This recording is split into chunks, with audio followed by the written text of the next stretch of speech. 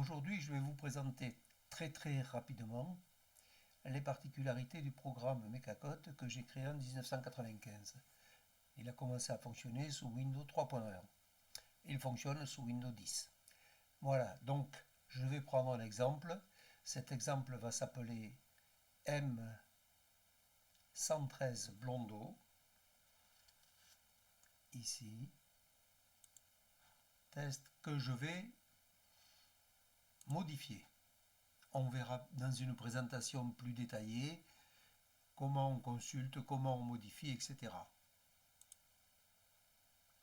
Donc ici, la première page qui concerne l'identité classique, la pratique, avec toutes les pratiques possibles ici, la morphologie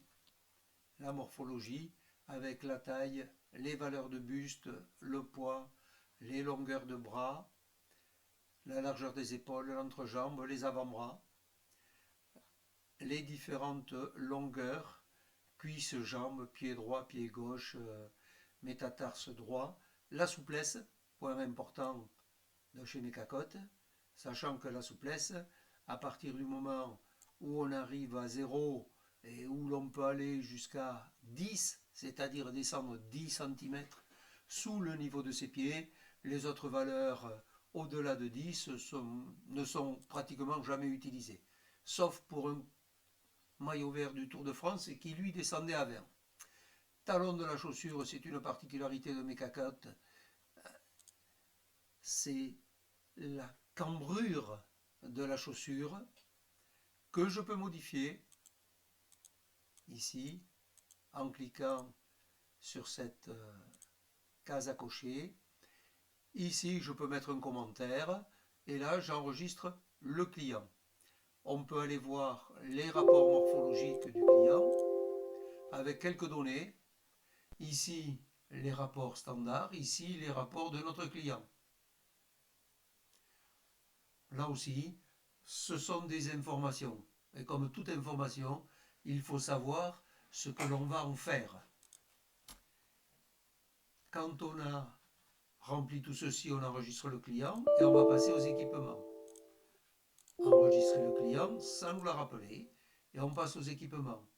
On va sélectionner les équipements et dans ces équipements, nous avons type de pédale ou bioposition. Si on ne connaît pas, si dans la base de données, les pédales en question n'ont pas été informées, eh bien, on donne la bioposition. Type de selle.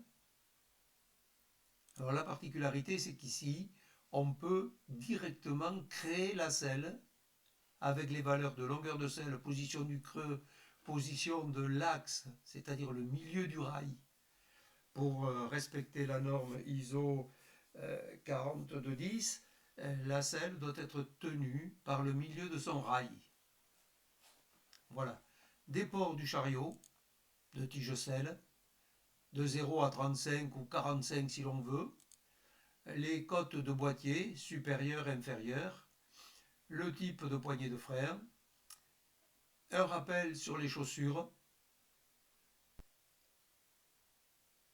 et on voit que sur les chaussures, ça c'est encore quelque chose que l'on doit traiter, il y a un talon que j'ai appelé le talon virtuel, qui est directement lié à la cambrure de la chaussure, qui est différent suivant les marques de chaussures et suivant la forme, là où vous fixez votre cale. Il y a des chaussures avec une zone tout à fait plate pour fixer votre cale et d'autres où la zone est légèrement arrondie, ce qui modifie la réalité du talon virtuel. Ici, vous avez une information concernant le réglage des cales, les côtes de guidon, côtes de profondeur et côtes de hauteur, et les fourches. Alors, comme on fait une étude posturale et que cette étude posturale concerne le cycliste, qui est l'élément maître, les fourches ne nous intéressent pas pour l'instant. Elles ne sont intéressantes que lorsqu'on veut aller chercher un cadre particulier ou que l'on veut commencer à créer un cadre sur mesure. On enregistre nos équipements et on continue vers les côtes.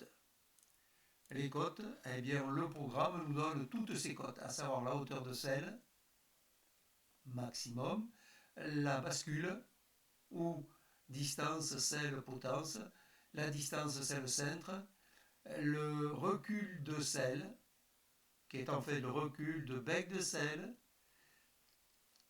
ici la longueur des manivelles, et on peut effectivement imposer une hauteur de selle différente, une longueur de manivelle différente, et là, le retraitement de la hauteur de selle et du recul de selle n'est pas automatique.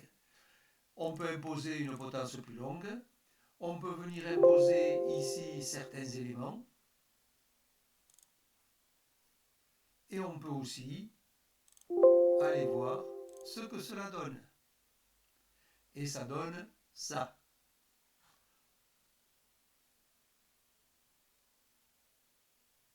On peut revenir ici et on peut aller chercher un cadre. Un cadre dans la base de données. Ça veut dire qu'il faut que la base de données soit renseignée. Pour chercher un cadre ici, on prend tous les critères et les critères sont là. Longueur de douille,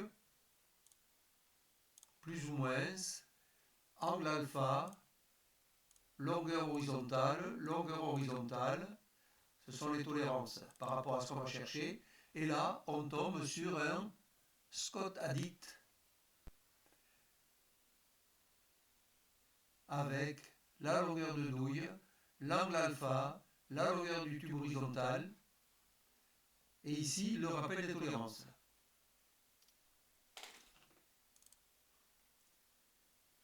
Voilà donc pour cette première partie de l'étude posturale, sachant que l'étude posturale, c'est le client qui est l'élément maître, c'est pas le cadre. Et nous verrons après en détail chaque partie, pourquoi, comment, etc.